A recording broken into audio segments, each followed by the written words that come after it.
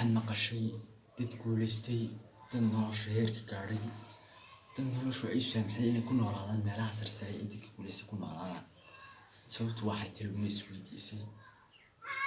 Sababtu kaliya waxa weeye naftoodii aamineen, naftoodii horumariyeen.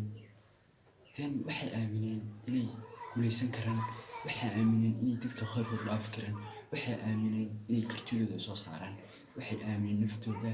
May aaminin waxay dadku ku leeyihiin, may aaminin waxa dadku kaga imanayaan marka la hadlayaan. Kaliya waa iska hadlaan dadku maxaa kaa garaacay? Ha iska hadlaan waxay doonaan ku dhahay, laakiin dantaada ka qabso.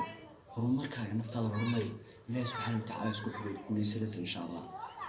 Dad badan caqabad ma yaqaanaan waxay tahay.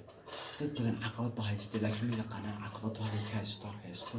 Tan waxaa la yidhaahdaa bini'aadamku wuxuu horumar karaa, wuxuu tallaabo qaadi karaa markuu yaqaano halkay caqabad kuga timaado. Markuu yaqaano halkay caqabad ku haysto ayuu horumar karaa, ayuu naftiisa horumar karaa, ayuu bartay qaadi karaa.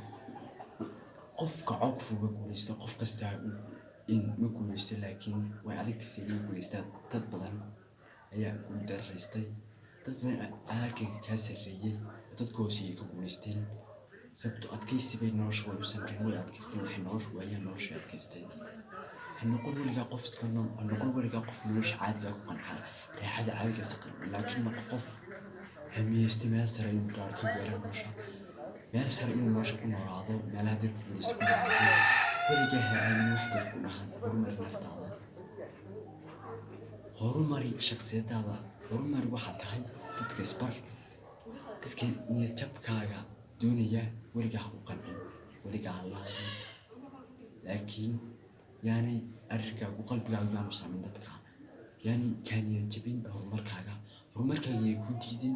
Adigu noqo qof karti leh, adigu noqo qof la soo baxa xirfadiisa nololeed, qof ku guulaystay dunida noqo, qof is aamina noqo, ha aaminin dadka kale. Waad guulaysanaysaa insha Allah.